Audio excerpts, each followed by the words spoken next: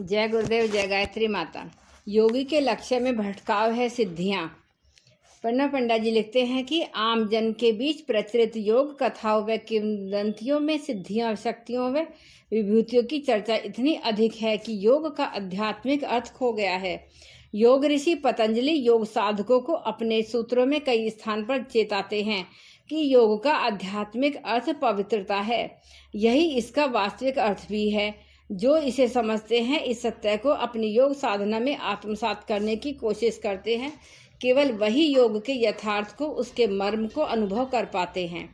योग साधना में पवित्रता के गहरे मायने हैं। पवित्रता का यह सत्य जाति, कुल, धर्म, परिस्थिति, परिवेश, वस्त्र अथवा देह की अवस्था, इनमें से किसी से संबंधित छुआछूत से परिभाषित नहीं होता। पवित्रता का अर्थ सत्य मर्म तो व्यक्तित्व के निर्भर होने में है, निष्कलुष होने में है, ग्रंथि मुक्त होने में है। देह के रंग रूप से पवित्रता जांची परखी जांची नापी नहीं जा सकती। पवित्रता की परिभाषा निहित है चित्त के कर्म युक्त होने में, संस्कार मुक्त होने में, अन्य शब्दों में कहें तो चित्त के संपूर्णतः शुद्ध होने में। योग के प्रकरण में जिन सिद्धियों की, शक्तियों की चर्चा की जाती है, वे भी प्रकारांतर से चित्त का मैल ही हैं। इनका प्रयोग कितना और कैसा भी आकर्षक क्यों न हो, चित्त को मैला व गंदला ही करता है। इनका प्रयोग योग की आध्यात्मिक पवित्रता में बाधक ही है।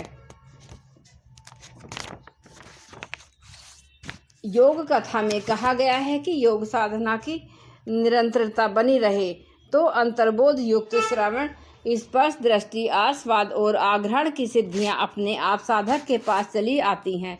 इनके आने पर योग साधक की चेतना व्यक्तित्व की सीमाओं से पार व परे हो जाती है।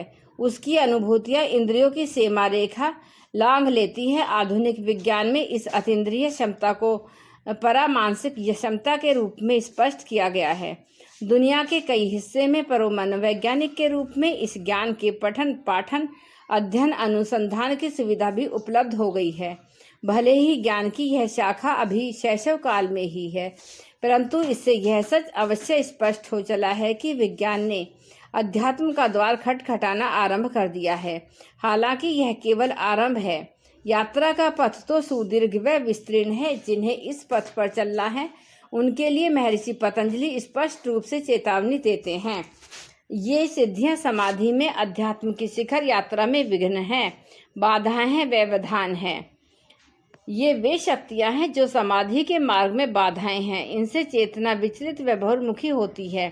सभी तरह की सिद्धियां, अलौकिक शक्तियां अज्ञानी के लिए चमत्कार हैं, किंतु ज्ञानी के लिए ये सभी मूढ़ताएं हैं। पतंजलि कहते हैं कि यदि परम सत्य को पाना है, परमात्मा को उपलब्ध होना है, तो इन सब मूढ़ताओं को छोड़ना होगा। इनमें से कोई किसी काम की चीज नहीं है। सत्य के सच्चे अन्वेषक, भगवान के सच्चे भक्त, योग के सच्चे साधक का यही ढंग है। मार्ग में उसे जो कुछ भी मिलता है, वह उसे अपने प्रभु के चरणों में चढ़ा देता है। वह कहता है, हे प्रभु, तुमने मुझे दिया, लेकिन मैं इसका करूँगा क्या? मैं तो इसे फिर से तुम्हारे चरणों में ही चढ़ा देता हूँ। इस प्रकार जो कुछ भी उसे प्राप्त होता है, वह उसे भक्ति पूर्वक भगवान को समर्पित कर देता है और स्वयं पूरी तरह से सर्वथा रिक्त बना रहता है। सच्ची आध्यात्मिकता यही है। जो सिद्धियों में, शक्तियों में आध्यात्मिकता की खोज करते हैं, वे यथार्थ में मूढ़ हैं।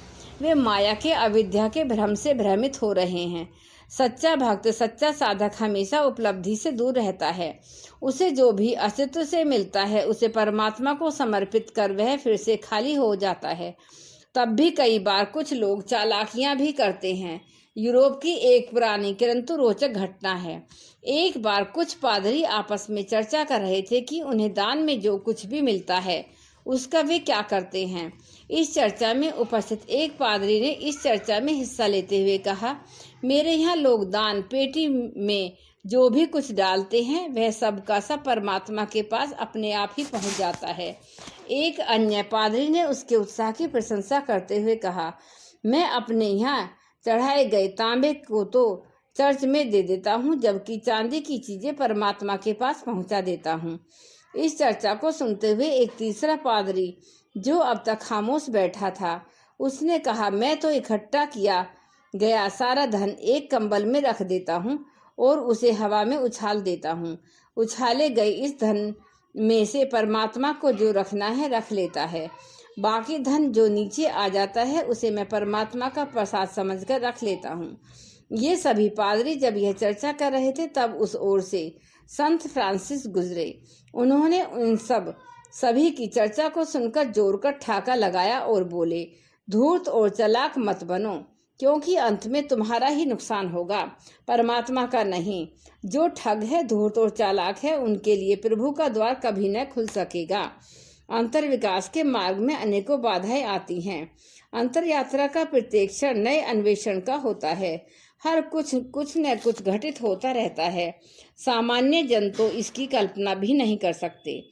अंतर यात्रा के पथ पर अनेक भेंटें अस्तित्व की ओर मिलती हैं, लेकिन परमात्मा को, परम सत्य को वही उपलब्ध होता है जो इन भेंटों को फिर से प्रभु को समर्पित कर देता है। जो इन भेंटों को पकड़ने लगता है तो फिर उसका विकास पथ भी वहीं रुक जाता है, उसकी अंतर यात्रा वहीं थम जाती है। महर्षि पतंजलि अपने इस सूत्र में इसी सत्य को स्पष्ट करते हैं।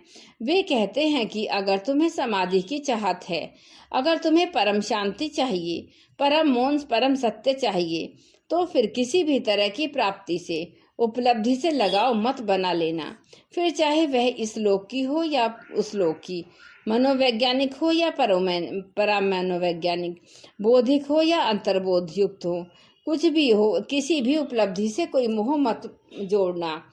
यहाँ या वहाँ जो भी मिले उसे भगवान के चरणों में अर्पित करते हुए आगे बढ़ते चले जाना।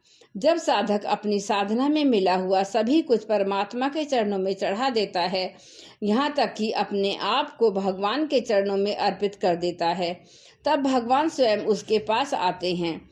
जब सभी कुछ परमात्मा के चरणों में चढ़ा दिया, उसी प्रभु को वापस सौंप दिया, तो फिर परमात्मा स्वयं अंतिम भेंट की तरह, अंतिम उपहार की तरह उसके पास आ जाते हैं। हालांकि ये होता तभी है यह जब साधक जीवन में मिली समस्त उपलब्धियों को प्रभु को वापस सौंप दे। यदा कदा गुरु इस भाव को परखने के लिए अपने शिष्य को परीक्षा में डालते हैं। एक बार दक्षिणेश्वर के संत श्री रामकृष्ण ने अपने शिष्य नरेंद्र नाथ दत्त से कहा, नरेन, माँ ने मुझे 8 सिद्धियां व 9 निधियां दी हैं। मैं स्वयं तो इनका कोई उपयोग नहीं कर सका। मैं इन्हें तुम्हें देना चाहता हूँ, तुम इन्हें ले लो। नरेंद्र नाथ ने कहा, इनका क्या उपयोग, क्या इनसे परमात्मा की प्राप्ति हो सकेगी? इस पर रामकृष्ण ने कहा, परमात्मा की प्राप्ति तो इनसे संभव नहीं, हाँ, कई आश्चर्यजनक चीजें अवश्य संभव हैं।